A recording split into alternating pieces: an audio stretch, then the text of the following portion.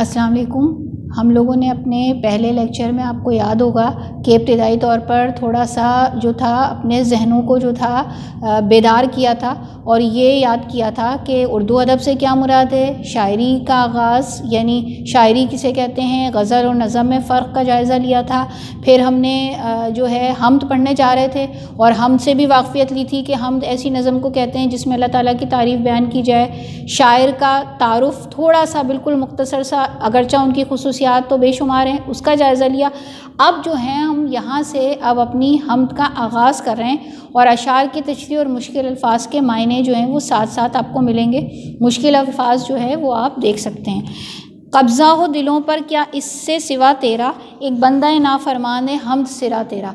आप देखें पहले शेर में मौलाना अल्ताफ़ हुसैन हाली जो हैं अल्लाह ताला की तारीफ़ बयान भी कर रहे हैं और इसके साथ साथ वो क्या कह रहे हैं कि मेरे दिल पर ए अल्लाह ताला तेरा ही कब्ज़ा है। कब्ज़ा आपको मालूम है किसे कहते हैं, यानी किसी पर गालिब आ जाना, किसी पर हावी आ जाना, किसी पर यानी कब्ज़ा कर लेना, ज़बरदस्ती आ जाना। अब अल्लाह से बढ़कर बंदे के दिल पर भला कौन काबिज़ हो सकता है? क्यों हो सकता है? इसलिए कि कायनात का मालिक वही है, कायनात बनाई ही उसने है, खालिक ही वही है, उसी ने पूरी कायनात को तश्कील दिया है, उसी ने हमारे लिए जो है इस पूरी कायनात को बनाया और फिर हमें भी पैदा किया।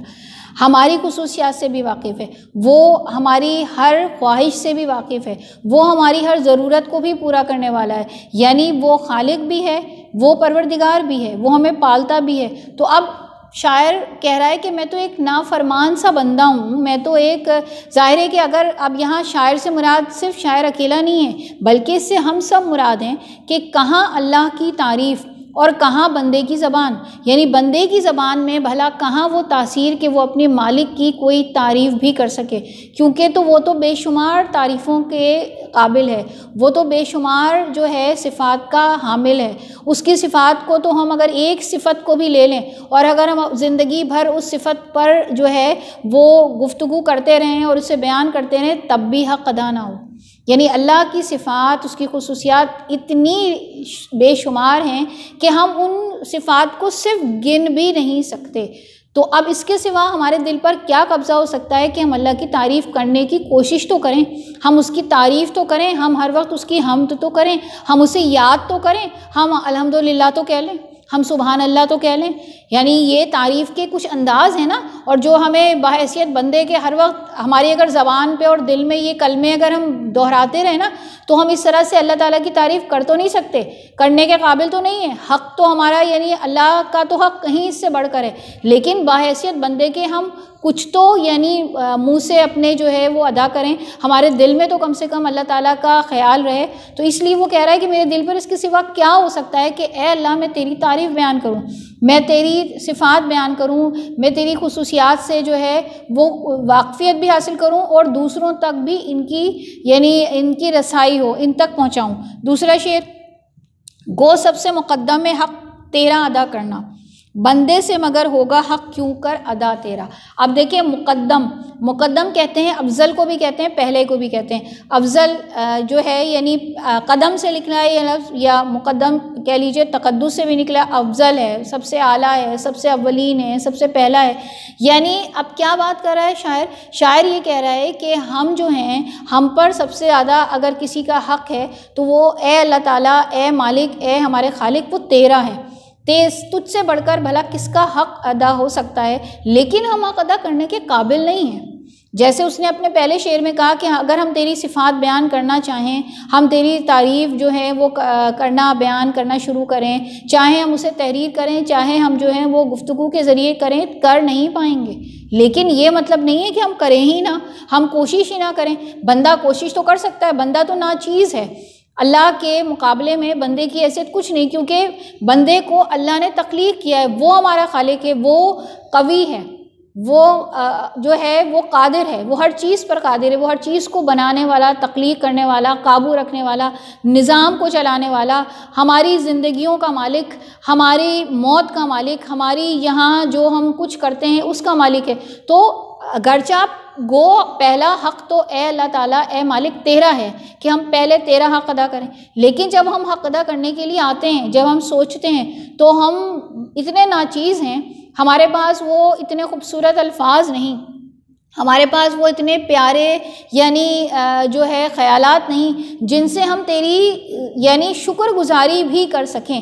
लेकिन मतलब ये नहीं है कि हम शुक्रगुजारी ना करें। अल्लाह ताला की तारीफ़ जो है ज़बान से होने के साथ साथ ज़रूरी है कि हम उसकी शुक्रगुजारी करें। उसके उन कामों, शुक्रगुजारी का तरीका क्या है? एक तो इबादत है और दूसरा तरीका ये है कि अल्लाह ताला ने हमें जिन कामों के करने का हुक्म दिया है उन्हें करें, और जिन कामों से उसने हमें रोका है तो उनसे हम अपने आप को जो है रोक दें। हम अपने आप को, चाहे हमारा दिल कितना चाह रहा हो, चाहे हमारा यानी हम बहुत चाह रहे हो कि हम वो काम कर लें, लेकिन क्योंकि हमें मालूम है कि हमें अल्लाह की रज़ा हासिल करनी है, हम खुशनुदी रब जो है हर बंदे के लिए जो दुनिया में भेजने का अल्लाह ताला ने जो बंदे का मकसद रखा है वो क्या है? खुशनुदी रब, अल्लाह की रज़ा हासिल करना। हम यहाँ अपनी रज़ा के लिए नहीं आए, ना तो अपनी रज़ा से आए हैं और ना अपनी रज़ा से जाएंगे। ना हमारी मर्ज़ी इस दुनिया में चलती है और ना हमारी मर्ज़ी से यहाँ कुछ होता है। तमाम मर्ज़ी, क्योंकि जो इसका असली मालिक है, जो इसका बनाने वाला है वो अल्लाह ताला है। तो ज़ाहिर है कि जो बनाने वाला है वही, किसी भी चीज़ का जो बनाने वाला होता है वो मालिक है। तो इस पूरी कायनात का एक एक ज़र्रे का मालिक, एक एक मखलूक का जो खालिक है वो अल्लाह ताला है। इस बिना पर वो मालिक है। तो उसकी सिफ़ात हम बयान करने के काबिल तो नहीं, लेकिन हमें सबसे पहले जब हम अक़दा करने जाएंगे तो सबसे पहले हुकूकुल अल्लाह को पूरा करेंगे। हुकूकुल अल्लाह के कई तरीके हैं, इबादत के ज़रिए, ज़बानी इबादत के ज़रिए, हर वक्त उसे याद करने के ज़रिए कि हम उसे अच्छे अल्फाज में याद करें, दिल में याद करें, ज़बान से अदा करें, हर वो काम करें जो कि जिसका उसने हुक्म दिया है। तो इसके साथ साथ हम उसका फिर भी हक़ अदा कर नहीं पाएंगे। अगर हमारी ये ज़िंदगी 400 साल की भी हो जाए और हम 24 घंटे भी अल्लाह ताला की जो है वो हम्द बयान करते रहें, उसकी सिफ़ात बयान करते रहें, उसकी खुसूसियात का जो है उनका जायज़ा लेते रहें, उन्हें अच्छे अच्छे अल्फाज में ढालते रहें, तब भी हक़ अदा नहीं हो पाएगा। तो लेकिन हमें ये कोशिश ज़रूर करनी है। अब हम अपने तीसरे शेर की तरफ आते हैं। तीसरे शेर में है, महरम भी है ऐसा जैसा कि है ना महरम, कुछ कह ना सका जिस पर यहाँ भेद खुला तेरा। अब इसके मतलब देख लीजिए। महरम आपने सुना भी होगा, महरम के लफ्ज़ी मायने होते हैं जानने वाला या वाकिफ़कार, और भेद कहते हैं राज को, जो चीज़ छुपी हुई है, जो नज़र नहीं आ रही, वो भेद है। अब यहाँ जो है शायर ने अल्लाह ताला को जो है वो महरम बताया है। सबसे पहले तो हम इससे अपने आप को वाकिफ़ कर लें कि महरम अल्लाह ताला किस तरह है। मैंने भी आपको बताया कि अल्लाह ताला कायनात का भी खालिक है और हमारा भी खालिक है, हमें भी पैदा करने वाला है। इसलिए वो हमारे दिलों में पैदा होने वाले ख़यालात से भी वाकिफ़ है, वो हमारी ज़रूरियात से भी वाकिफ़ है, वो हमारी ख्वाहिशात से भी वाकिफ़ है, वो एक एक चीज़ का इल्म रखता है। हम कहते हैं, हम सोचते हैं कि हम दुआ करेंगे, हम किसी से अपनी दुनिया के अंदर फ़लाँ चीज़ कहेंगे, वो हमारी मदद करने आएगा। अल्लाह ताला उससे पहले पहुँच जाता है।